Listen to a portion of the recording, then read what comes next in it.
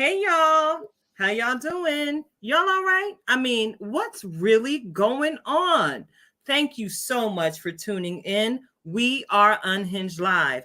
I'm your girl, Tilted Halo, also known as your homie from around the way, your favorite auntie, your favorite sister, your favorite cousin, Tilted Halo, sitting alongside my good girlfriend, Coach Cash, Karen Sims Harrell of Twisted Threads LLC, our very own in-house master life coach. We've got an exciting show lined up for you tonight, and I am absolutely excited. Y'all already know how I do about tonight's guest. Honey. Just be forewarned. It's destined to be a powerful and impactful conversation on this evening. But before we get into it, I want to go ahead and take the time to say thank you and acknowledge all of our replay viewers who are going to tune in and listen and view us at a later date and time. We really appreciate you, and we hope that your life is richly blessed by the conversation that we have on this evening. We're going to have, of course, a very special guest interview. You've seen the advertisements. Of course, we're going to feature yet another music spotlight. But, you heard from her last week. She got a whole project out there, y'all. So you're going to hear a little bit more from our sister friend, Sharice Hackett. Of course, we're going to journey merrily down the stream and get into that conversational discussion you all have come to love and enjoy. What's really going on? Coach Cash is going to take us to the room, to the corner, to the timeout section of the room, whatever it is we need, as she pours and empowers us with yet another reflection of purpose. And we're going, in tonight's show with encouragement for each and every one of you to continue to just be. So before we get into it, Karen, I've got to ask you, but with so much going on, first of all, I need to know how you're doing. And can you share with me one thing that you are absolutely grateful for in this Thanksgiving season? Oh, Lord, get your tissue, get your tissue, get your tissue. My blanket I may am have to suffice tonight. Hold okay. up. Well, don't get no snot on it, because then you can't. Okay. You got washboard sleep on it. Okay, so listen, I'm doing good. I'm doing good in this season. I'm gonna mention two things quickly. I don't really have time for procrastination right now, so everything is just getting done. How about that? Like, no time for procrastination. I've got for a to-do list. That means that if it came to my mind and the opportunity presents itself, I am doing it. And I gotta say thank you, Lord, and be proud of myself for that. Because those who know me, y'all know I'm the queen of last minute. Okay, I'm the queen of last. It's gonna still be good. It's gonna be good. However, the procrastination be real over here, because I do one thing and then I need a nap, and then I might do one more thing and then need another nap. Anyway, all of so here's the thing. I've had a lot of opportunity to be grateful. This is the time of year that I start doing my year in review. I ain't waiting until December. That's for amateurs. That's a whole nother story. But I'm doing my year in review, and then I start thinking, well, like, Lord, you did this for me, and you did that, and you did this. And maybe people do that. I don't know, but this is my thing. And then what I recognize then is, although me and you been riding for a while, people, they see on here as if we dead, but we literally got over a decade in this thing. However, the Lord has allowed for me to advance through some things, and my armor bearer was right there beside me to help. Sometimes, she needed to reconfigure and recalibrate her own self to fit into the foolishness of my world. So I really am grateful for you.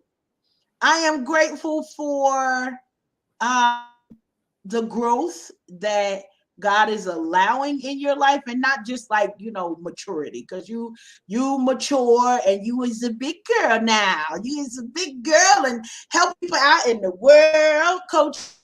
And to be able to say that even the areas and the moments that were a little bit challenging, I can't call them difficult. You've been riding right there beside me, praying, telling people off, getting folks in the corner if they need to put baby in the corner. Like some of my folks need to be in the corner. So that's a whole story. But it is amazing how, and I say this for me, that God knew exactly what I did, and I didn't have to look far for it. I didn't have to go searching for it, because here her is with her lipstick. I think I'm seeing blue. Are we blue today? Yes, ma'am. So yes, ma'am. blue.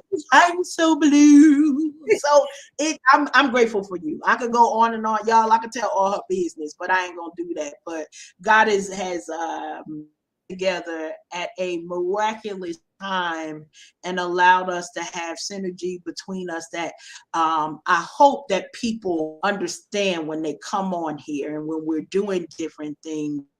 It's out here. This is a different, we could call it a vibe, whatever you want to call it. I call it anointing.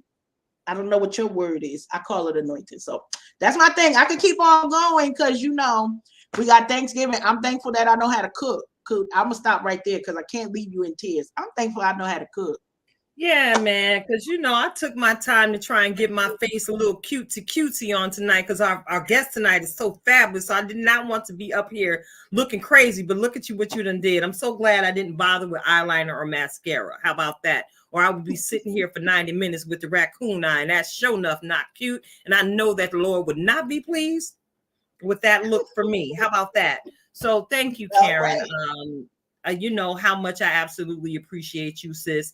I could take this whole 90 minutes, talk about every last thing you've done to help me continue my growth journey, not only in the natural, but in the spiritual. We were talking at one point about how you've been my accountability partner through so many seasons. And to be able to sit here with my best friend and who shares this passion with me and make it happen, baby, that's something that goes beyond my wildest dreams. You know how I cried like a beat baby when you made the announcement that you were relocating to North Carolina, because at that point, I believe you recognized that God had given me a vision for what we're sitting in now. And at that point in our lives, I could not see how it was going to happen with you being how many states away. But the pandemic happened and I had to learn some things. And baby, look at us now. Hey, look at us now. I praise the Savior. Check it out. So I'm grateful for you, Karen. Not only am I grateful for you, I'm grateful for my care team. How about that? At the Fox Chase Cancer Center down in Philadelphia. I'm happy to sit here today. As you know, I shared this on the platform earlier this year, but y'all know I don't magnify the negative in my life, because at the end of the day, I always rely on the report of the Lord that declared before the beginning of time that I was already healed. So I'm grateful to be cancer free on tonight. Why you want to make y'all just, the tears? Why you start, Karen? Had you not started, I would have been able to hold it together. But girl, I sit sometimes and I sit back and I often wonder when people look at me, they see someone who's very well put together and who walks with her head held high and laughs so loud, I could possibly, cause my own little earthquake, my own joy tsunami from time to time. But that joy comes from the Lord, because He is my strength. He is my everything. And y'all already know, I am not ashamed to yell it from the mountaintop. God is everything. He is all that bag of chip plus the dips and an ice cold wild cherry Pepsi. How about that? So, before I keep getting all mushy because I don't have appropriate tissue at my desk on this evening, I want to go ahead and push the conversation forward and get some more hand claps out, Karen, because I think I see a visitor. I think our guest is on site, and we got that home training. Mom and them tried to teach us something. So we gotta make sure we get her in here in a timely fashion. But can I get that drum roll, please, for tonight's super fan shout out? Oh wait, we gotta get this drum roll. All right. All right, we got that drum roll. We got that drum roll. And tonight's super fan shout out goes to my good friend, Rhonda Thomas Booth. I have to go ahead and shout my girl out because she walked across the stage this past weekend, y'all, as she has successfully completed her master's study program, and she got that master's degree in psychology, y'all. So not I got Karen over here keeping my mind right, but here's the deal. I have the benefit of having access to Rhonda every 5 days a week because we actually work for the same employer. We also sit on the mental health advisory board for Warren County together. And I am so inspired by your entire life, Rhonda. Not only have you kept me mentally whole when we've gone through rough seasons at the division, you have kept me kind of physically fly because you are also my fitness coach. You are fabulous. You are fashionable. You are fly, honey. And I celebrate you tonight. Not only do I celebrate you, I celebrate your wonderful husband, Siebert, and your beautiful children who are following in your footsteps. They are predestined for greatness, just like you and your husband. So, Rhonda, thank you so much for being who you are. Thank you so much for attending the Interstar Trailblazer Awards ceremony for me in my absence and going to pick up that award and making sure it made it to me safely, girl. There are not enough words to express how much I appreciate you, but just know that I love you. And I can't wait to host a conversation with you here on the platform. So, you ready, Karen? We getting ready to bring our guest in the room. Let me get me some water and make sure. Look, I might have to get up from the desk to go get some tissue because I'm trying to tell you this powerhouse that we are bringing on this evening. She well celebrated, well decorated, the wonderful Mrs. Marisol Martinez Colón.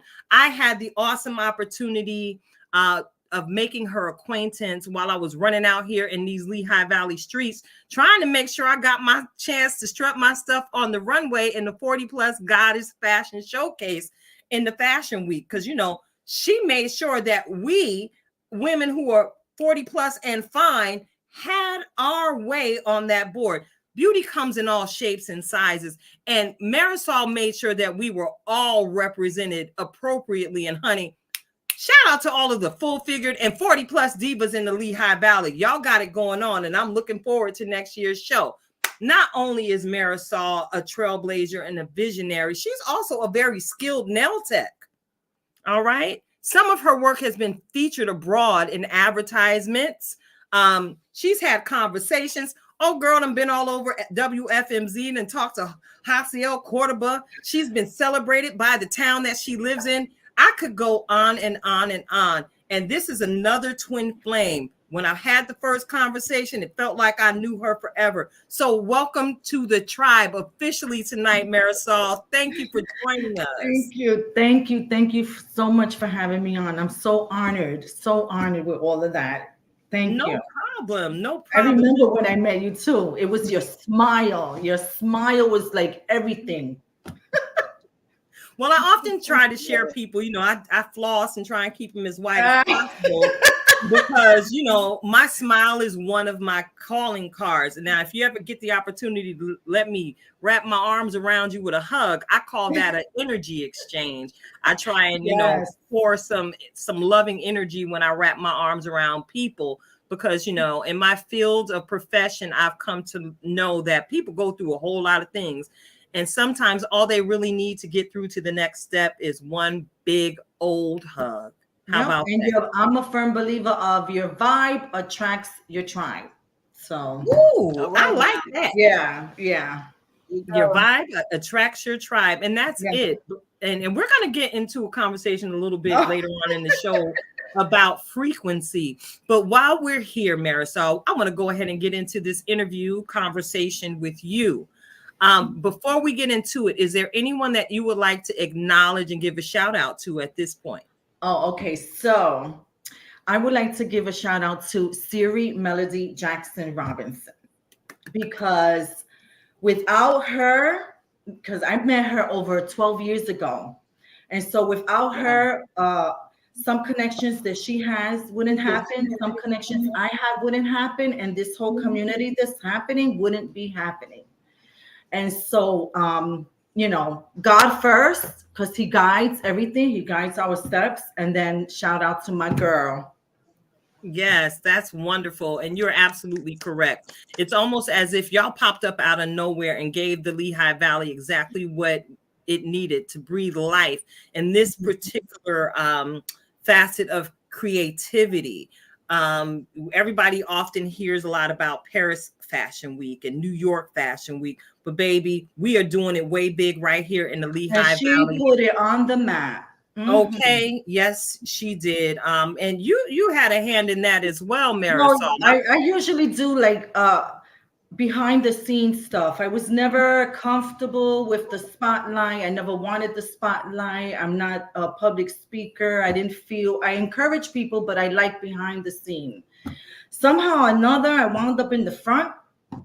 And you know, that's how God works sometimes. You know, he takes your desires of your heart that no one knows about and then just puts you out there. And you gotta do it. You gotta do it afraid. That's it. Tell me about it, because I promise you, when I started this journey, I was like, Lord, I was just playing. I don't know what I'm doing, but I'm gonna try something. You know what I'm saying? I'm gonna try this, and you know it worked. So let's see how we can build on this and develop this baby to the point that it needs to grow to. Again, now we sitting right here with you and your beautiful face. Now, can you tell us a little bit about yourself and your upbringing? Where did you grow up? Because you got this accent going on. We know you wasn't born here in the Valley. Oh my God. And you know what's so crazy? I fight it all the time. But here we are. I was born and raised in the South Bronx. So South Bronx. I'll always be a Bronx. South Bronx. I'm sorry. I'm gonna always be a Bronx girl. And then my mom moved to Bronxdale Projects. They renamed it to Sotomayor Projects, but you know, I'm not gonna get into that whole thing. But for me, it's Bronxdale Projects. So I was raised there till I was 25, and you know, realized, it's time to get out of here.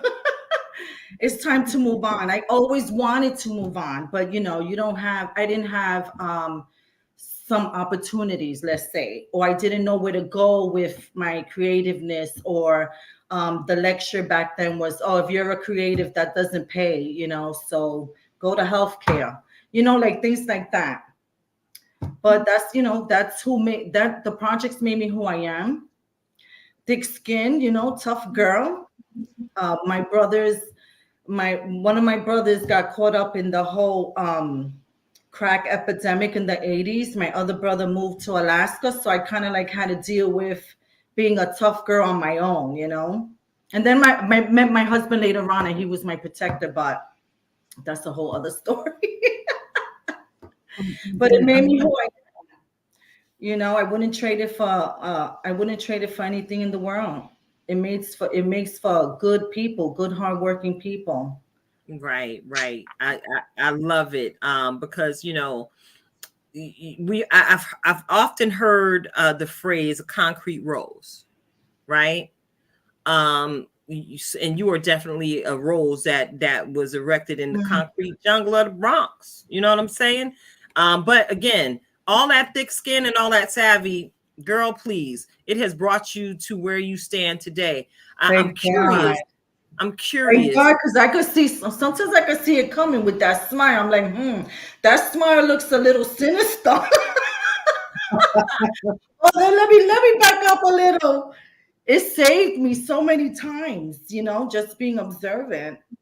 Well, girl, listen. And that comes from the project. Sometimes, you know, you're standing and you're watching, you know. You gotta look when you have to live your life with your head on the swivel. That's something that, you know, we sometimes refer to as discernment in the church. Oh, yes. And that, of course, we know the discernment is developed over the course of time. And some of us were born into circumstances that required that discernment so we could, you know, make it to be queenagers. You know what I'm saying? At a young age, too. You had to see it coming at a young age in those circumstances.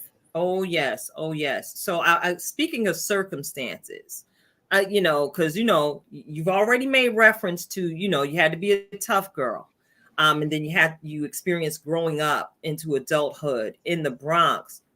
How did those circumstances impact your choices? Were your choices impacted? Was there some trauma that kind of Yeah. sidetracked you along the Oh way? yes, yes. Well, yeah,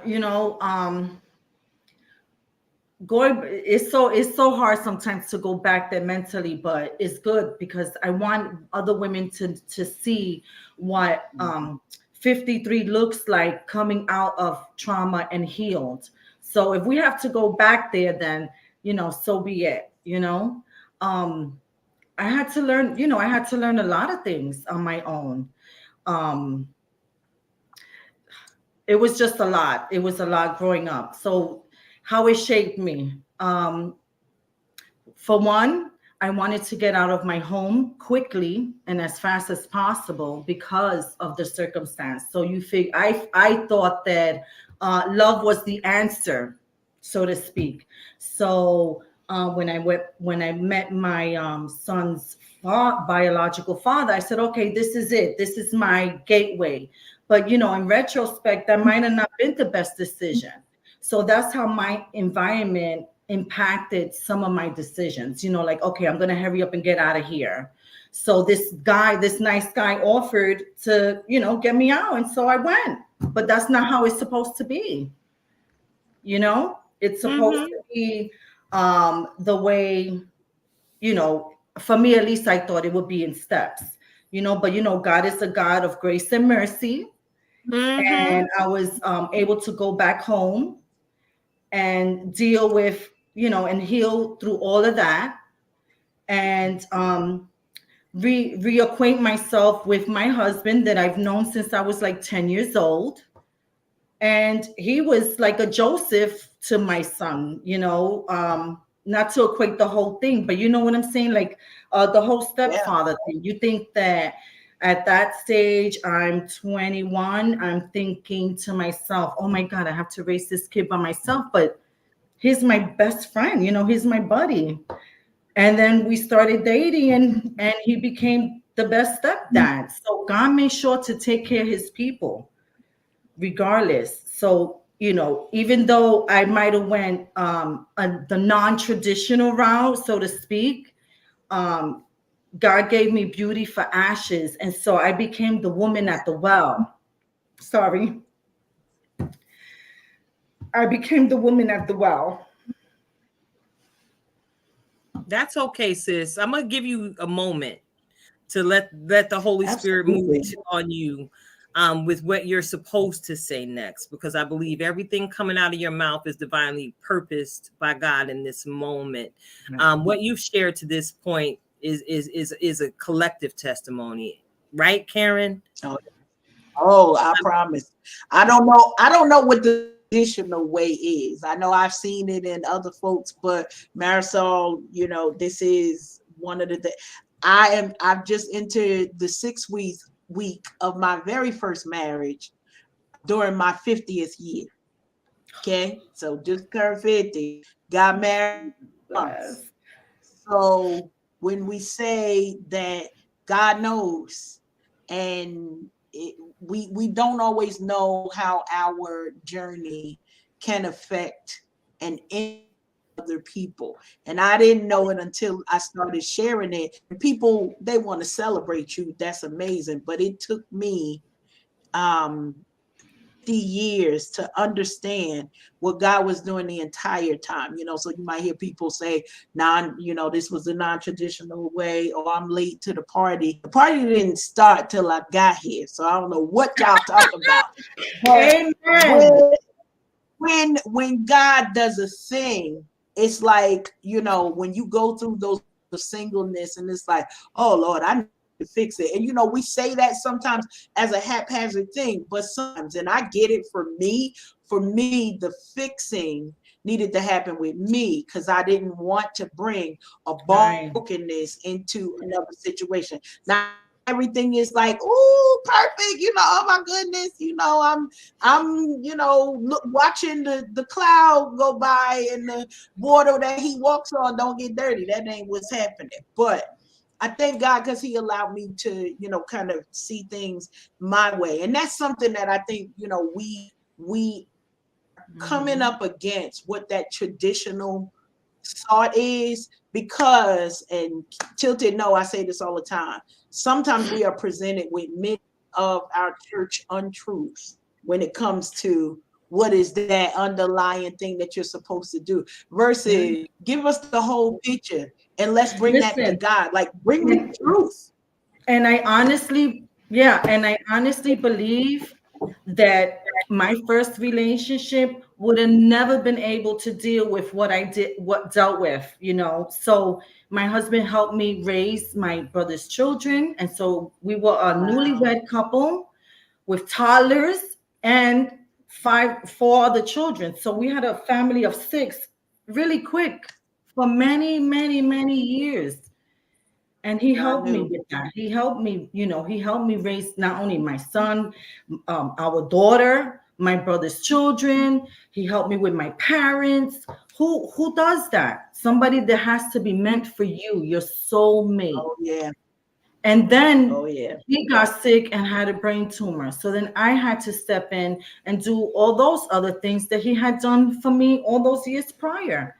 So so all that to say that that's how it shaped me. It made me who I am. It made me strong. It made me empathetic, compassionate, all that stuff.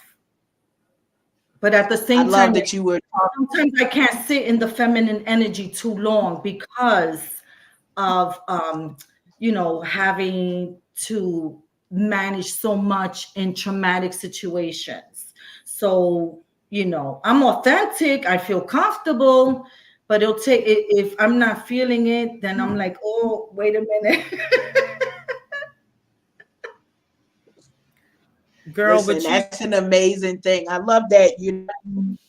I appreciate you talking about the journey with your husband and the challenges that not only you face, but that you were able to be conquerors and overcomers in, even those situations came.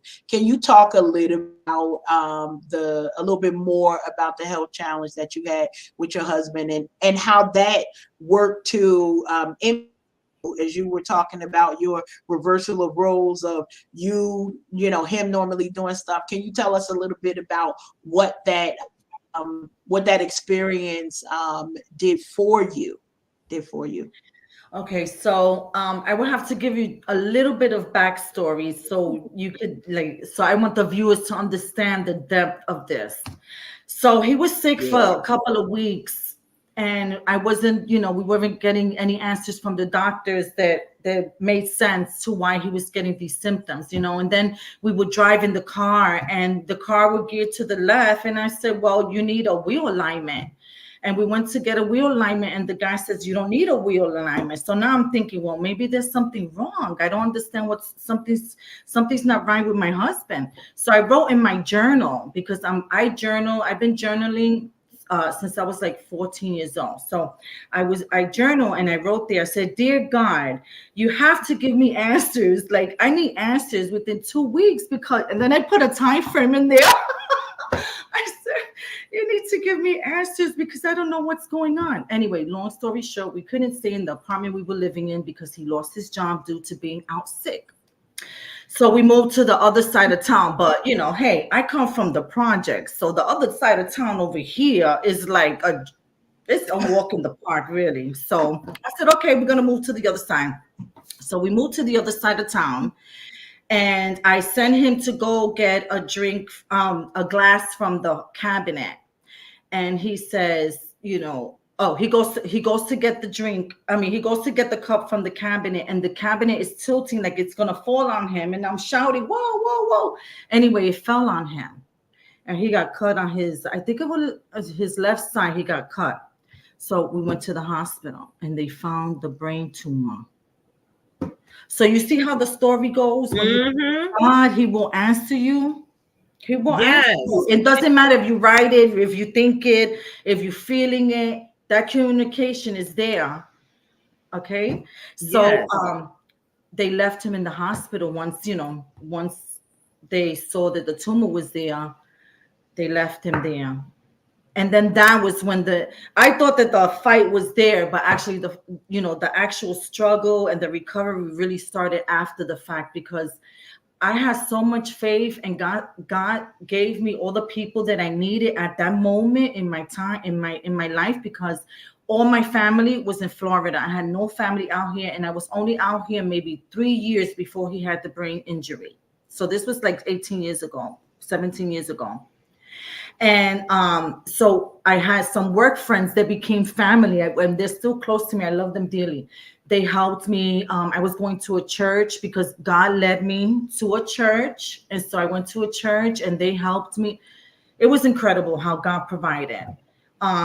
But it was a struggle. They had to determine how they were going to operate on this tumor that was like a tree, and it had a lot of little roots and veins, and that's why he was gearing to the left in the car, because it was in charge of his cognitive, his coordination, and his blood pressure. So that's a doozy, because like, how they're going to put it back the right way? Right. So I did get a brand new person, and I do see the old, not to say the old G, because he's still there. He still is the old G, but I had to learn a lot of new mannerisms, nuances. Like, he used to like this, but now he doesn't like this. And, so it was dating like all over again, getting to know the person all over again. Actually, it's a little bit better this time, to be honest, because now he dances. You funny. I love it. He didn't like to dance. He would hold up the wall, and so I would be like, "Oh my God," And look, God gave me a dance song. Hey, Like, let's go on the dance floor. Love it. So my faith is real strong, because the doctor told me, Miss Colón, this, he only has a 30% chance of survival. And I was so upset, because I said to myself, oh my God, I struggle all this time, and then this is how it's gonna go down.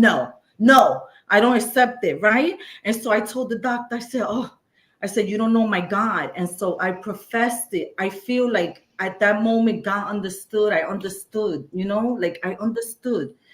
I professed it out loud in front of a room, like with maybe 30 people in there. And I told the doctor, I said, you don't know the God that I worship. He's very strong. My husband's very strong. You don't know the God that I worship, and everything's going to be just fine. I don't accept that. Like, don't put that on me that he got 30%. Don't put that on me. That's not my decision. That's God's decision. So I threw it back, and look what happened. They said that the operation was going to take 5 hours. It took 10. They said that he wasn't going to be able to give any signs of, like he was going to be in a coma for 5 days. None of that. When he came out rolled up, he put his thumbs up. I was like, oh, I told you. And then it was only 5 hours. So, he still there's still some health issues there. The blood pressure is going to always have its ups and downs. We just got to watch what he eats, but don't we all? Right. He has he has a few little things going on, but they're little compared to, if I feel like if I would have accepted what that doctor was telling me, then guess what? That's what would have happened.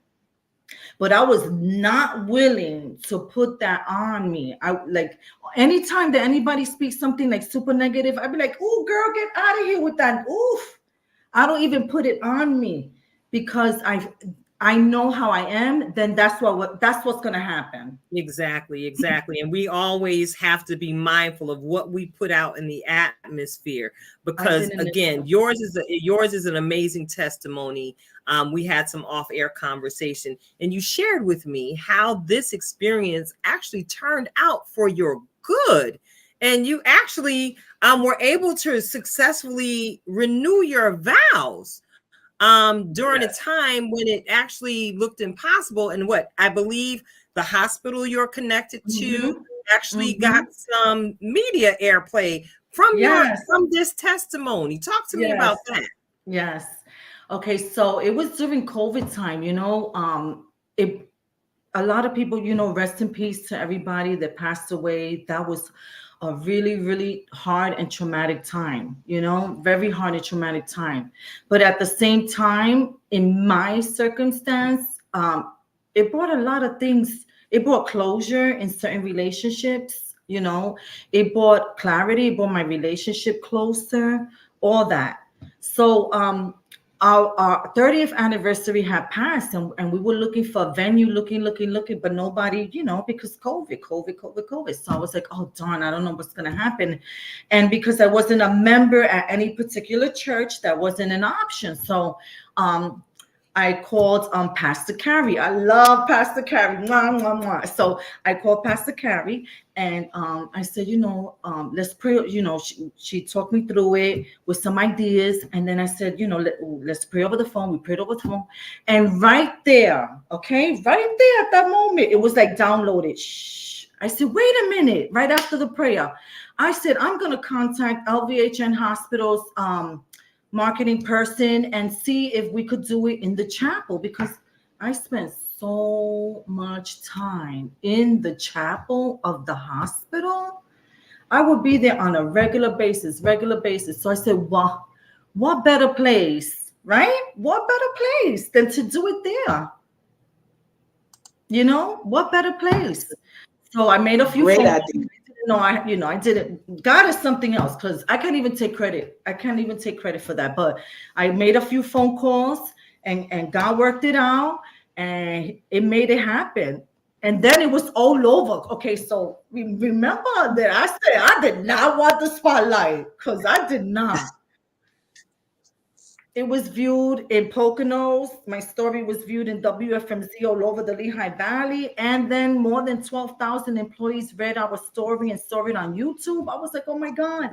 So the story of God, faith, hope, marriage, all that was in there. And I felt good. It was good to be able to encourage other women. And because it's not easy.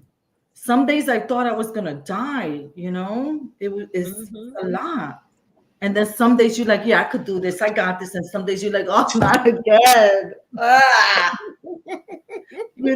And then, you have to keep a schedule. And I feel like I have a little bit of adult ADD or something, because I'm sometimes everywhere. And so doing this with the appointments and keeping track, and it was kind of good for me. And then when all that slowed down, I said, I got to do something with my life now. Because my daughter's grown, my son is grown. My husband graduated from rehab. Shout out. He graduated. So his therapy is different now. He gets different kinds of therapies. So, what I do with that time. And then I remembered, I love nails. So I started just picking up my hobby all over again. Went back to school, got my license. So now I do the whole nail thing too. Yes, you do, girl. And you do them quite well. Thank you for the images you shared with me before the show. I hate that both of us were both in our ADD zone, and I wasn't able to put together something to showcase your work. But y'all already know we got the woman, the living legend herself, Marisol Martinez Colón, sitting in with us tonight here on the platform. I got to take a pause for the comment calls, because we got some people in the chat. Yeah, we do. Go ahead and show some love. Yes. I saw the homie from Reading, Bliv Mash, tuned in on tonight. Thank you for joining us. Shout out to the homie Yolanda Lucas.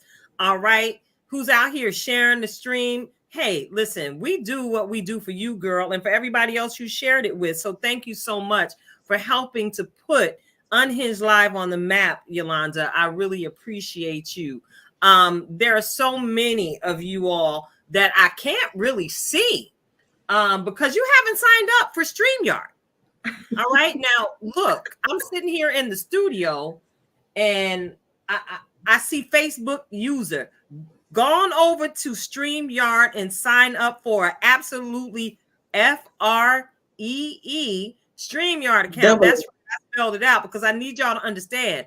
It is free 99. There is no obligation. But I would like to be able to look in the chat so I can call your name out instead of always having to rely on one of these 4 screens that I have sitting in front of me. Yes, I too have an undiagnosed. I believe I have an undiagnosed case of adult ADD that helps me keep up with it all. I want to ask you briefly, because time is of the essence, Marisol, what inspired you to connect with the clique with Lehigh Valley Fashion Week?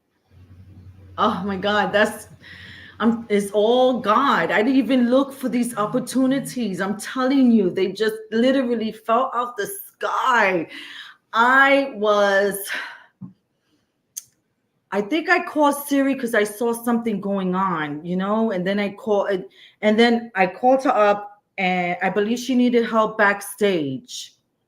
So I'm occupying my time doing backstage.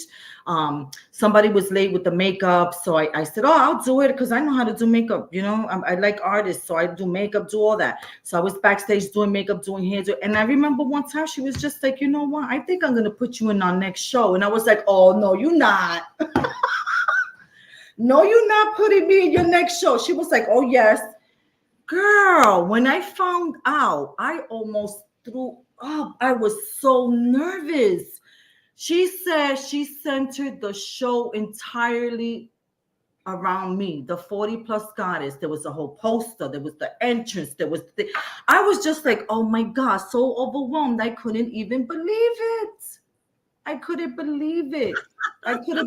So it's just literally, and like I said, the desires of your heart. When I was 15 years old, I went for an interview in Manhattan for modeling. But, back then, 42nd Street was a no-no. Yes. Oh, my God. The building that I went into, that smile that I told you about, that's what saved me. I got out of the elevator, number 5. I remember I got out of the elevator, 5th floor. I walked out and it sounded eerie. When you hear your shoes. Okay. And then I turned. Listen, I walked. You got to picture it. Coming out of the elevator, walk. You get out. And when I looked, there was like a guy at the end of the hallway and he smiled and he went like this. I ran the hell out of there so fast. I didn't even go back in the elevator. I took the stairs, ran down, and I took the 6 train all the way back home. Because that smile, and you know what? Back then, a lot of girls were disappearing in the 80s. That's right. That's right. That probably saved my life. That smile. He said like he smiled and he said like that to come. I was like, oh no. It felt I know that's right. God will definitely allow you to feel things. We talked about that discernment earlier in the show. So I'm so glad that, you had that with you in that day and age, because I've had similar experiences when I used to run into. I didn't know what it was. You just know like, oh, that's not good. Girl, that's that. Look, that was that casting couch call. That's what that was. Yeah. And many of us know that that's not what we were born to do. And God didn't create us to be that type of female, and we weren't willing to lay down nor sell our soul for fame. So we would allow God to allow it to happen in due season. But that's a whole nother conversation with me. It's true. So Marisol, you are a wealth of information, creativity, and knowledge. And I see Coach Cash, was that the church finger? No, I'm agreeing. Like the whole challenge was there with that running up out of there. Right. But look, I want to make sure that our listeners know how to get in contact with you, Marisol. Because before I ask her, release her to share her contact information, she's going to stay with us for the whole show, y'all. So stay tuned because it's about to get real up in here. All right. So Marisol, can you share with our listeners how they can connect with you? Okay, so you can find me on Instagram at Girl Talk Nails. It's the same on Facebook, Girl Talk Nails. Girl.talk.nails at Instagram, TikTok. I have some really cute TikTok videos, guys. You better go check them out. I know that's right. And look, TikTok, Instagram, Facebook, it's not easy. We got to learn all this technology. So I'm putting this out there. Girl, listen, and look, while you're putting that out there, I also want to share with y'all that Marisol is also a powerful prayer warrior. She also has the FB prayer station on Facebook, right. where she shares daily encouragements and she interacts with the members of the group. So if y'all want to find it, FB prayer station on Facebook, because the three of us here, we're women of purpose, power, and prayer. Because we're wise enough to know that without God, we would be absolutely nothing. That is the honest truth. Mm-hmm. So check it out, y'all. You've tuned in to Unhinged Live. We are about to move the show along because we got a lot in store for you all on tonight. Of course, we're about to get into another celebratory music break. Ain't that right? DJ Cash. Ain't that right? Oh, DJ yes. Cash? Oh, yes. Oh, yes. Listen, we shouted her out on our last broadcast and played one of the new songs on her project. And again, it's my honor to bring to y'all tonight our songbird sister friend, Sister Sharice Hackett. And tonight's song, what's it called, Karen?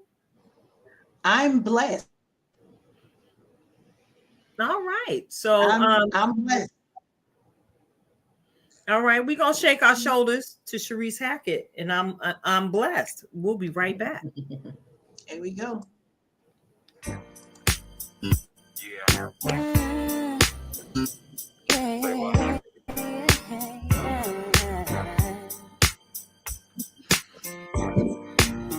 yo, Rick. What's up? You know what, though? Show 'em how we do it. When I think of all God has done for me, how He reached out in the nick of time, pulling me out of a burning world of sin. He set me free, gave me life abundantly. Everywhere that I go, He keeps me for sure. Gotta let the whole world know I'm blessed. I am blessed. When I look around me, I'm blessed. Yes, I am.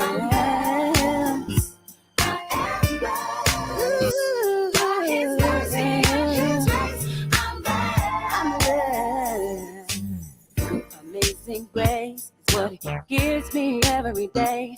When I rise up early every morning, brand new mercies I see. As a matter of fact, whatever I need, He's got my back. All the praise and the honor I'll forever give to Him. I'm so grateful. I am. I am blessed.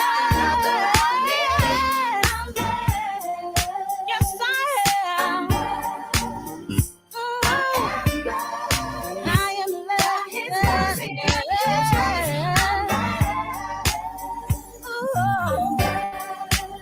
No weapon formed against me is on a prosper. No, it won't work. When I feel in a city, when I come, when I'm going,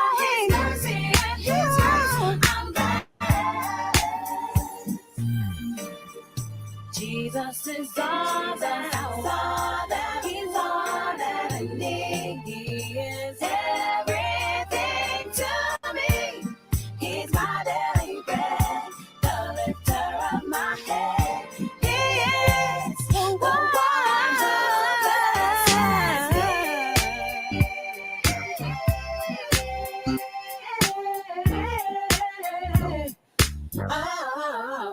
oh. Raise your hands in the air, you've been surely blessed.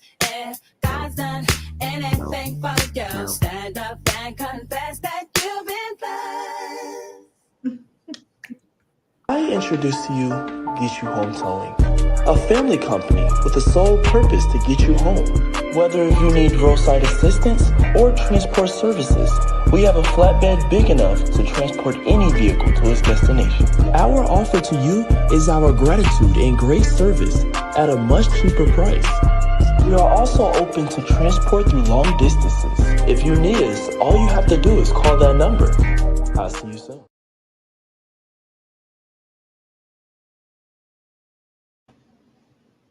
All right, all right, all right. We back, we back, we back. We are Unhinged Live. I'm your girl, Tilted Halo, also known in these streets as your auntie, as your favorite cousin, and them. Your girl, Keita, sitting alongside my good girlfriend, Karen Sims Harrell, also known as Coach Cash.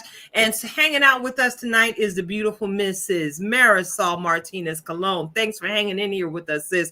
We about to Thank get into you. a little bit more of tonight's show, tonight's flow, and we're about to grab our remote controls. We're about to grab our remote controls. Hold on, let me get my throat together because y'all know I got a little chirp to do a little bit. Hold on. I got two tonight. I got two remote controls. Yeah, tonight. because it's all kind of stuff, you know. Anyway, here we go. Are we ready? It's time to point your remote control at your TV screen. Merrily, merrily, merrily, merrily. Find something to stream or listen to on an audio book. Yes, you already know what it is. We're about to chop it up over some of the entertainment pieces that we've enjoyed over the course of this past week.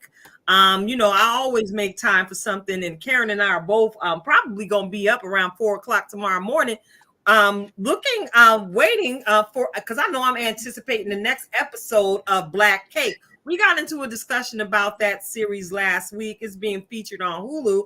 So, you know, of course, I took my journey down the stream this weekend, and I absolutely enjoyed Netflix's new presentation of the movie that features Brandy Norwood herself, with her singing self, The Best Christmas Ever. And it's got some notables featured in the film alongside her. And it's a wonderful Christmas story about how old friends are reconnected by the mischievous behavior of a child who didn't necessarily follow the instructions that his mother gave him.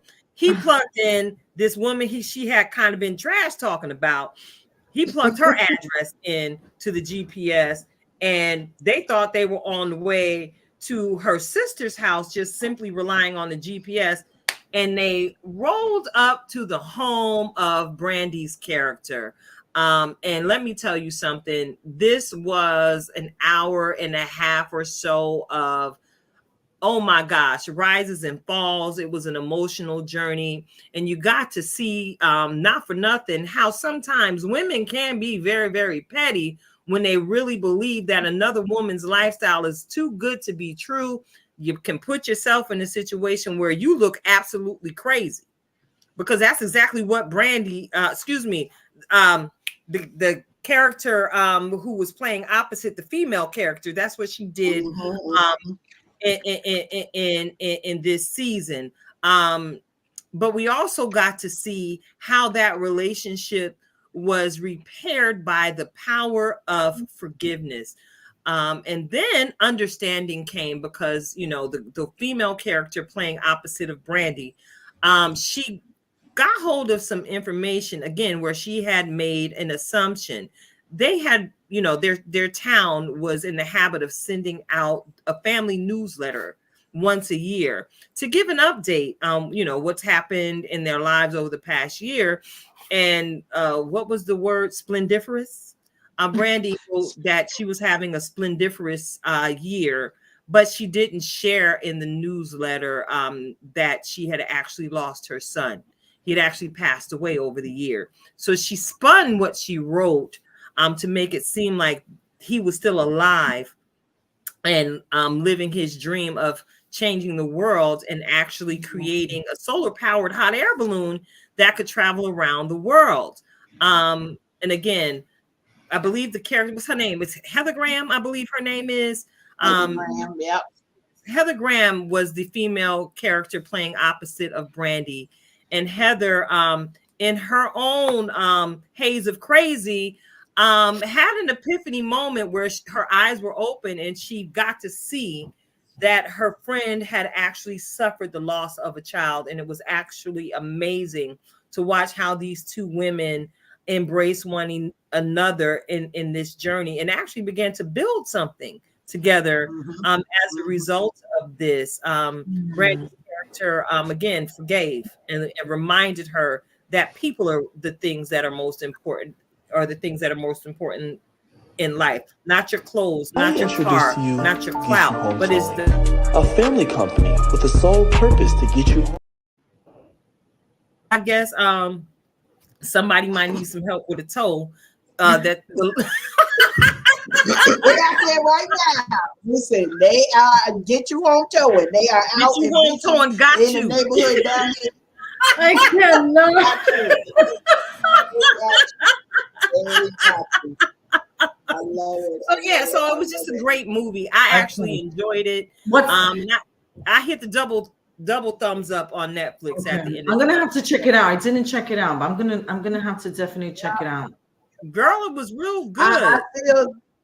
I still side-eyed the little boy though, because it wasn't no punishment, and we all the way across the world. Like, I don't know where the sister was supposed to live at, but after a couple of hours of leaving Arizona, and I don't know if they was in Utah, I don't know where they ended up, but I will say the character development that went on in this film, I just thought it was really good. It was realistic in some aspects, because we always have that those folks who side eye, and then we always got folks who seems like maybe they might be bragging. So I'm gonna say at the beginning of the movie, I was with Charlotte. I was like, I don't know why, because I may or may not have family members that write these letters, okay? And then it's like, wait, what we doing with this here? But I appreciated the direction of nobody's life is perfect. Everybody is the challenge, just because you don't see it. And it wasn't that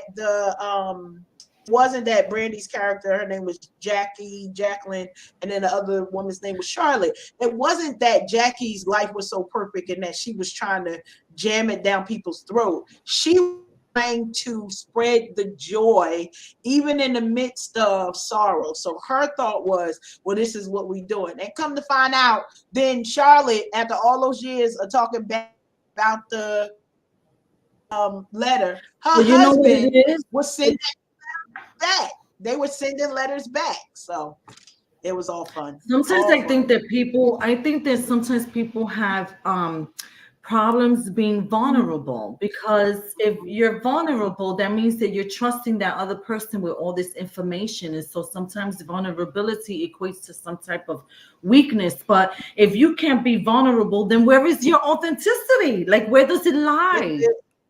Girl, I did healing. I healed. Yeah. God healed me. God healed me. Yes.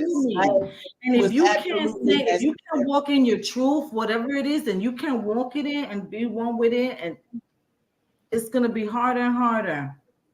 Yeah, it will. And they did show how they came together. So that was one of the areas where it's like they didn't leave, because some of these movies, both of you get into the middle of it and it's like, okay, what happened? Like, was there resolution? But there was resolution, not just for this family. It was overnight thing. So like, they showed the progression, and to me, that's the most realistic part, for people to be reminded. Sometimes you're healing, you're delivering, sometimes you just putting down your petty ways. It's a process. It's not just like poof, and it's all gonna you're just gonna be all better one day. So really appreciated that. Really appreciated that. I got the church finger up. Before we go into the next conversation about the next view. Who is this? We see Marie Luesi in the comments. What's up, girl? Yes. Isn't Black Chick awesome? And I see Mental Impact Radio in the chat. Thank you. You are a new viewer with us on tonight. So thank you for listening and tuning in. I hope you're enjoying what we're sharing here on the platform. So Karen, I see that you wrote down another something that you went merrily down the stream with. I did. I actually, both of the movies, this was sort of like boo time. So if I select a rom-com, I usually try to balance it out with some male energies. So we actually, Alfred and I watched on video. We watched the Tyler Perry documentary, Maxine's Baby. Very insightful. A lot of Tyler Perry things that I didn't know. My husband Alfred, he reads and does audiobooks a lot. So he heard some of the things in, I guess, an autobiography. I gotta go snatch that up so I can learn more. But the impact that Tyler made was not without sacrifice, was not without trauma. And I mean some abuse. Let's just call it what it is. It wasn't it was like regular trauma of I'm poor. There was some abuse that was there, that it caused you to get a little bit more, that some things make his drive, the reason why he couldn't stop. Like in the face of his parents saying, like, you wasting your time. I ain't got it. He had me laughing because he said he had borrowed money from his mom for a show flopped. So for those of you who don't, Tyler Perry started on the theater circuit, and he had put together a show and didn't nobody show up. Come on now, y'all. And mama said, where am I supposed to get this $300 before I got to pay? She totally cussed him out. That's all we're going to say for that. However, she was like, you need to give this up and go on and get a regular job and carry my $300 back. He talked about so much failure that he had experienced before he even saw the inkling of success. And y'all know I'm here for a good documentary all day long, but inspirational, real, knowing the people that he honored, knowing the significance of his sound stages and the production company that he has in Atlanta right now. So the biggest thing was that the land that he owns used to be a Confederate land. And so it was like the army owned it, and they had to get it from the army, buy it, purchase it. And now this is one of the hottest movie studios in the world. Okay, can we just say that? In the Everybody world. want to be in Atlanta. That part. But here's the challenge that I think was the biggest thing, is that he kept going. He didn't allow the obstacles to crush his dream. Yes, he had to regroup and do things. Also had a team. I ain't gonna give us some reflections of purpose right now, but I promise you, Tyler, I was like, all right, Tyler, Mr. Perry, we about to do something with this. There was a lot that was said in that movie. Not every relationship has been healed. There was some family secrets out. Some challenges that his mom had, some challenges that his dad had, even cousins, and then everybody everywhere. But kudos to him for telling the story, and that's all I'm gonna say for right now. Because more than that, go ahead over there and watch it. You may or may not shed a tear, be like a oh my goodness moment. Like I'm praying for Tyler, because Lord have mercy, the abuse that he it's a lot. It is definitely a lot, but he overcame it. We can be overcomers in Christ. He actually started in the church. They had the background of him actually being like in a choir and doing dramatics at Bishop Morton's church. So for those of you who are on the secular side, PJ Morton's father, that one. Okay. So I just thought that was a way that they did it. Listen, I actually put in that. I actually intend to watch that this weekend while I have time to unpack it. You actually read my chapter that we published in The Depths and Diversity Within Relationships. So you are familiar with my childhood of trauma, and I can absolutely attest to what you're saying, and to the testimony of Tyler Perry. You do not have to become a product of your circumstance. I'm again grateful that while I was that little, naughty head girl in the children's shelter in Santa Clara County, California, I'm grateful for the band of missionaries who came in with that acoustic guitar and taught me the very first scripture I ever memorized. And that actually, in that moment at 9 years old, is when I fell in love with Jesus, because I heard about a man who would love me when my father and my mother would forsake me. But that's for a whole nother show. All right. Because I'm watching the time, and we are Unhinged Live, and we are fitting to get all the way live, y'all. We about to transition into it. What's really going on? What's really going on? What's really going on?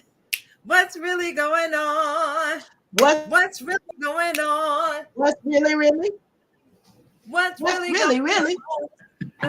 What's really On and on and on and on and on. Listen. We're about to get into it. But I got a little something I want y'all to listen to. If y'all would lend me your ear. I have a little something that went viral on this week. I thought this was the appropriate time to have this conversation. We're getting ready to go to these family gatherings. So check it out, y'all. I'm calling out all the parents. If you're a parent and your child is in pre-K to elementary school to high school, I'm calling you out. The children today, I have never experienced, and I'm 22. Having to teach and work with you guys as children has been the most traumatic experience of my life. I teach 5-year-olds ballet. 5-year-old girls ballet. I have a class of 10 students. They don't respect any authority. You ask them, can you stand in your designated spot? They're telling you no and shut up. They're throwing things at each other. They're throwing things at other people, other classmates. You say, can everybody sit in their spot? I don't want to. I'm not doing that. You don't get to tell me what to do. You're not my mom. You confront the parent. The parent tries to argue with you and fuss at you because you tried to reprimand and redirect their kid. I told a young little girl, please sit in your spot. You're not my mom. You don't tell me what to do. Okay. When her mom came to pick her up, I said, hey, your daughter's having a hard time following instructions. And 7 times today, I've had to redirect her to just sit in her spot. Well, clearly she didn't want to sit. And mind you, this is a mom. Clearly she didn't want to sit right there. So, I mean, if she's telling you she don't want to do something, why keep asking her to do it? You know she's not going to do it. What world do we live in? Like, what in you guys' brain as a parent says, my kid not following any directions is a great thing. It's not that serious, and y'all don't have a right to tell her what to do. It's sad. It's sad. It's really, really sad. And another thing that's heart-wrenching is horrifying. It is horrifying. Your 5-year-old daughters are asking to listen to Pound Town and Ski Yee. Your 5-year-old daughters are asking, can we hear Pound Town? I'm playing them Princess Tiana ballet music. And they are asking me, can we hear Pound?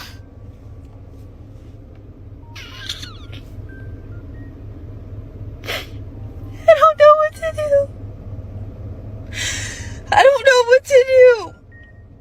And I'm so scared for these little girls today because this is the most insane agenda push I have ever seen in my life. We do freeze dance. You guys' daughters are twerking at 5. Where's the parenting? Where's the boundaries? Where's the help? Y'all are not helping your kids. You're hurting them. You guys are hurting them. I come every day dressed, ready to go, and I'm in school too. I'm in college. I mean, I put bows in my hair. I'm wearing leotards. I'm trying to get them interested in like proper things for their age, and you guys are exposing your kids to this raunchy secular music.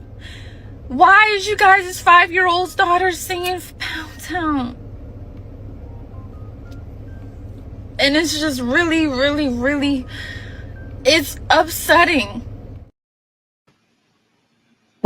Girl, that made me cry. Right now, you already know. I felt this young lady. when I first ran across this viral video, to the point, of course, I had to take it and put it in here so we could do our best to unpack this. We're mothers, the three of us. We have daughters. And I don't, and you know, Karen and I, you and I have the background in education.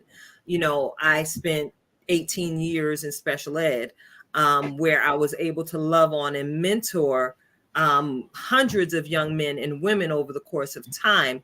And some, and, you know, there were different impairments and disabilities represented in the organization where I was formerly employed. And sometimes when they had trouble with the young ladies, they would bring them to my office because they recognized I would, you know, steer them a little bit in the right direction by simply having loving conversations with them and teaching them how to leave a little something to the imagination, and reminding them in my own way that they are fearfully and wonderfully made in the image of God. And that some things should be entirely left up to the imagination as far as what they put on display in pursuit of that particular young man that they had a crush on for the moment. It breaks my heart to hear a young lady in the year 2023 who is 22 years old, who's doing her part in trying to introduce these young women to positive creativity that could take them to places they can't even imagine if they would only take the time to listen. Now, I know what it's like to stand in the front office by myself in stilettos and have to talk a parent down because they got a text message or a phone call from the bathroom from their child complaining about something that the teacher did. When they show up at the school, they want to talk trash and jump all over people. So I'm grateful to have worked with an administration that did thorough investigation and brought everybody to the table to hash out what really happened and what's really going on. And come to find out, more often than not, these children displayed those acting out behaviors simply being redirected to do the right thing, being redirected right as opposed to wrong. Now, we're all women of faith here, and many of you in our listening audience are too. We know that this is already written in the scriptures that we study, and we're supposed to apply to our hearts as we walk out our daily lifestyle. We are living in a time where right is actually becoming wrong and wrong is actually becoming right. And you know, this brings so many questions to the forefront. What is our responsibility as parents? We can't dictate to anyone how they should raise their children in their household, because again, everybody's not churched. Everybody doesn't have the same core foundational system in place to go ahead and raise world changers. All right. Or maybe they're making the choice to raise world changers for the dark side as opposed to the light.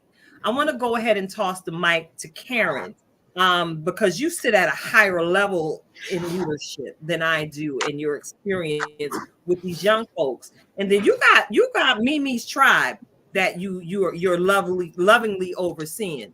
Talk to us, Karen. What are your thoughts on this video? So not surprising. And I said that earlier to somebody, you know, the raising of kids today is definitely a super difficult one because there is way more exposure things, because somebody had to listen to, watch, and present the twerking, the bad language videos to these 5-year-olds. 5-year-olds don't pay no bills nowhere. Many of them do have cell phones. I think I have 2 that don't have cell phones, but they are electronics. And then it's sort of like, what's the age for it? The thing is that back in our day, because we queenagers, all of us here are queenagers, the parents would tell you leave the room. You would be in a room with your cousins while they watch the adult TV stuff. Now it's a family affair. The challenge with it is that our children, our grandchildren and children are being desensitized in a way that they don't understand the harm that they are themselves into. So, my heart does it. Like, I'm not weepy when I hear this girl. I'm angry because communities need me's, they need aunties, they need big cousins, they need all of the things. And what Natural D is saying, it's like there's no one that's either telling them something, or the level of exposure that they have is just too much, too much. And I promise you, I usually am fussing at my children. Oh no, we ain't doing that. Oh no, I don't care what the people in the neighborhood are doing. Not my babies. We not gonna do that. And then I talk to my grandchildren even in a way that maybe their parents won't, because what I'm gonna do is have to deal with you on a milk carton because nobody didn't understand what this leads to. A lot of times we talk about how there are entry drugs, as if the attention seeking is not a drug. And these kids will not understand how to move forward in shifting themselves when they are presented with bad and unsafe situations. Marisol, you talked about the possibility of the human trafficking. Our daughters are able to be snatched up because they don't see anything wrong with it. We have to create boundaries for them. And it's an interesting thing because, when we see these young ladies at college level, and we talk about, the one thing we didn't talk about, we ain't talked about Diddy, we ain't talked about the 30 million that he about to lose in the change purse, but we also didn't talk about the rape culture that we all grew up in, because we didn't name it that. It didn't have that name. We were growing up in the rape culture where this was normalized in a different way. Credit cards being swiped up and down, bodily parts, that became the norm for us. But then somebody told us how to separate ourselves. I think the biggest thing is I'm not seeing it at a high level of our young girls being told that might happen over there, but you don't have to be a part of that. So that's listen, I could go on and on. Mimi don't play that. Mine know girls and boys. It's not just the little girl, young ladies that are being abducted now. They taking everybody. So we have to all across the board remind ourselves of what we are creating for responsibilities for our young men as well. Y'all know. So Marisol, I am Mimi, call it grandma, but I'm too fly for that. Mimi to 10 loving individuals. And so when I tell you, we not playing that. I don't care what their mama and daddy say. When Mimi and each one of them have a conversation, they already know, shut that down. We're not even doing that. So that may not be today's parenting appropriate technique, but that's what I'm doing. I'm coming through and we everything. Okay? Everything. Look, I see you over there, Marisol. It's like you getting ready to jump into that double dutch that week. You waiting to get in on this conversation. Go ahead, girl. I could relate to all of that. It's true. I think that no matter the religion, it boils down to respect. The parents are not teaching their children how to love themselves and how to have self-respect and how to respect their elders. Back in the day, if I was to tell my neighbor that her name was Doña Julia, may she rest in peace, if I was to tell her, she would knock on my mother's door and then say, Marisol was rude today, and then my mother's gonna beat my behind, or I'm gonna get punished, or something's gonna happen. There's a consequence. So I think that it boils down to like total respect. The parents are not respecting themselves. They don't respect the kids. And you know that's all in the Bible anyway. I mean, it says it right there. Everybody's gonna go after each other. Judas is on the prowl, We just gotta keep praying for them and then communicating, Like I teach my grandson not to tell secrets and not to keep secrets. There's no adult that should be telling you to keep a secret from anybody, not from your grandma, not from your mom, not from your dad, nobody.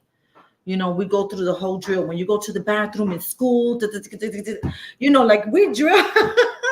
And it's a shame that you have to, but you have to. You have to. No. You have to. So I'm on that, you know, that like where I feel for the teachers nowadays, like why are the parents allowing their children to be so disrespectful to someone who's trying to teach your child something? And plus you're paying for that ballet class. Like you're paying for the ballet class. Why would you want your kid to act the same way that they act at home then there? Right? Well, Girl, look, do you that think would not be my daughter, because I'll take her by her ear right out of that ballet class. I tell you that. Listen, do you think that maybe some of these parents see that there's, you know, the children are gifted to dance, and maybe they enrolled them in ballet in an effort to get them to learn a new dancing style outside of all the twerkaliciousness that's going on? I hope so. I hope that, you know what, that's a really good positive way to look at it. I hope that it gets better for this teacher. Right? Because again, I agree with that. I agree with that statement, Tilted. I think my only challenge is, you know, one apple can spoil the bunch, because she is giving the account of everybody, you know, so peer pressure, but it's only one or maybe two children that are acting up. And to me, it's like, listen, back in the day, we would spend the money, and if your kid acted up, they kicked you out and you got no refund. That's a whole different conversation when you really didn't have the money to send the kid to. That's a whole different butt whooping too. Auntie, okay. So, okay. Or maybe the other parents could get together and tell the, you know, and complain to the teacher, like, something got to be done because my kid is here for ballet. What's going on? You're disrupting the class for everybody else that wants to learn. Right? But it's an interesting situation because, you know, while this video began to circulate, you know, a new album was released recently. A lot of the people, the vloggers and those who just comment on just about everything under the sun, they refer to him as 3 Stacks. I'm referring to the creative genius himself, Andre 3000. One half of Outkast. Shout out to Big Boy. But Andre released an album this past weekend. And what made me really press to make sure I got it in to prepare to have this conversation for tonight's show was I saw a bunch of negative reviews saying that the album was trash. So I'm thinking, wait a minute, I've been riding with this dude for a minute. Hey y'all. Now check it out. The Polaroid picture.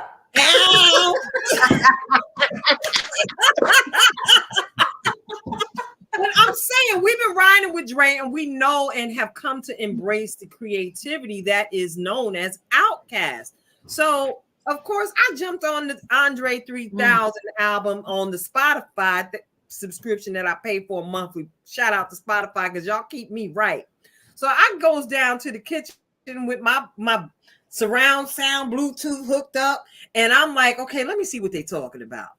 So baby, those of you who follow me on my regular page, you saw that I was like, yo, 2 songs in, I was sitting there like, now I'm your husband. Listen, I got to cleaning and reflecting, and I found myself in the middle of Lord. my soul. It was like, and because I'm a former choir director, I still sing and have a musical ear. So I'm sitting here listening to this, and I noticed that it wasn't recorded in a loud frequency. I could hit the volume trying to turn it up, but it would only go so high. Sometimes I want to blow my eardrums with the I was trying to let this sound flow all the way through every crevice of my home. It ain't small up in here, y'all. So I was like trying to let it rock, but it was just like, no, it calmed me. It pulled me into a space of, wow, this feels wonderful. And I could stay here forever. Maybe it's because I'm a fan of utilizing sleep sounds at night to make sure I get all of my sleep every night. But there's a whole lot of negative conversation. But there's a whole lot more conversation, and I believe it was my friend Sonia Moreau who posted on her comment. The world didn't know they needed this album right now. Did either of you listen to the project? I haven't listened to the project yet. That's so Not bad. yet. Listen, But I gotta Maybe in the commercial break you could play it for us. Can you or no? I gotta call him and get permission because Okay. copyright. See, I'm a new jacket, so I don't know how this works. I'm sorry. Copyright. But I think one of the things that I've heard so far is that I have gotten a mixed review. But here's the deal: everything ain't for everybody. That's what I heard. I heard a lot of negative stuff, but I'm waiting to hear you. I'm down in the middle because I got certain people who are like, wow, this is an entire vibe that I didn't even know I needed. I heard that a couple of times, like, this is exactly what this space is. And that's what you're hopeful for as a creative, as a musician, as somebody putting good work out, is that somebody is going to recognize it for what you put in the work. So the folks who don't like it, they're going to get another album. That's why we got so many, when you go somewhere, you get the opportunity to see different things. So certain people like it, certain people don't. We get it. It's too soon for me to be like whatever, but I know I heard some people that I agree, Natural D, in the comment section talk about like, and everything isn't demonic. And so certain things, the same where we talk about sleep sounds, where we talk about different frequencies, we are used to loud and cheap. But in this season, sometimes, now here's the deal, it doesn't matter what you listen to, because you can listen to a gospel album and it give you the wrong vibe, the wrong wrong everything else. I recall listening to, it was a CC Winans gospel album, and I'll never forget this. I can't remember which one it was, but me and one of my prayer warrior sisters, I was like, every time I listen to that though, I get depressed. Every time I listen to it, like it ain't taking me where it need to take me. So I don't listen to that album no more. But what happened was, years later, Cece mentioned that she was going through some personal difficulties at the time that she was making the album. And so whether you listen or not, I don't care. However, I don't care if y'all listen to Andre, and the music in your soul.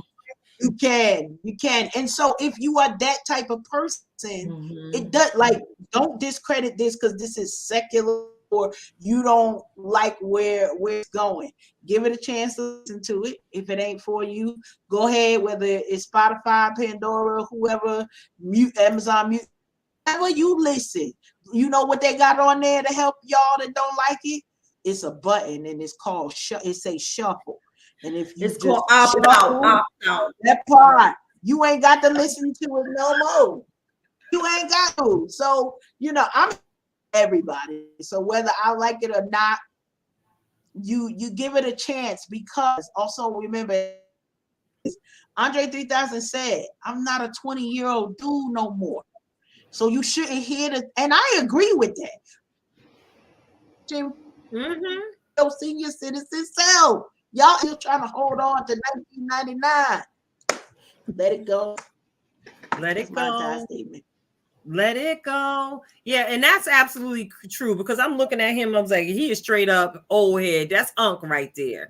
Unc came out here with some sounds to tell us to sit down and center yourselves, especially as we move towards the end of the year, where so many people are dealing with a bundle of overflowing emotions with certain situations they're going to be facing, dealing with family and revisiting unhealed traumas. Let's just keep it a buck. So look, it's been great dialoguing with y'all about this. Y'all already know I get a little slick with it. Thank God that he allowed me to walk in that anointing, because it's exactly what I asked him for. I'm for the uttermost to the guttermost. So, maybe again, y'all can use this one if you want to. Y'all might want to accidentally push play on this frequency when you get around the Pound Town Hounds. and maybe they could bring it down, and you would have the opportunity to present to them some music that's more edifying, as opposed to a whole lot of this over sexualized agenda that is being pushed through the music industry right now. Yeah, because that little girl with the red hair doing strange things that got a whole little army of minions in ballet classes begging for that. It's got to stop, y'all, because how else can we break generational curses unless we become and regain the responsibility of protecting the ear gates and the eye gates of our children? They are the future, and we've got to remember what we allow to be sown into their spirits right now, baby, it's gonna manifest when they make it to the ripe old queen age or ages that we sit here under, unless they of course have an encounter with the true and living God through the person and the discipline of getting to know Jesus Christ. So look, I want to go ahead and segue the show, because we got to get fed a little bit more. We got to get fed a little bit more, because check it out. We finna be busting down mad plates this week. And you know, the plate I love to have every week is the one that is served up by our very own in-house master life coach, Karen Sims Harrell, Coach Cash, as I like to call her. She is coming forth with this week's rendition of her Reflections of Purpose. Go ahead and get into it, Karen. Light up our lives on this evening. Listen, as always, I come to you all with a title so that we can kind of package this real nice. And today's title is Tap In. Y'all know that I'm coming with the homework. We about to be with family, friends, or maybe you're the one who like, I'm not going to be bothered with any of them. I am going to sit in my corner by myself. I want to remind you that not your family. If it's not friends, go adopt somebody else's family and friends, because this is not the time to isolate.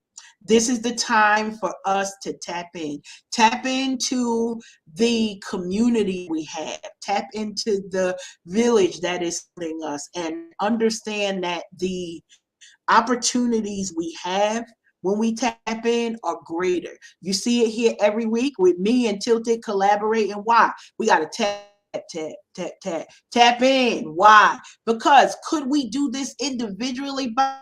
Yeah, but literally, you know, when we hear the word team, together everyone achieves more. You want to get in there and make sure who's on your squad. Who are the people that you need to be able to say, listen, I rest for a minute, and somebody else needs to come through. See, you can never get that rest moment if you're not tapping into that building, if you're not tapping into making sure that those moments of self-care, it's all good. You get to have them, but don't be so isolated that you find yourself restricted and living island all by yourself because you didn't tap in. You know, on my social media today, I put somebody needs a reminder that their access that we're not pushing into.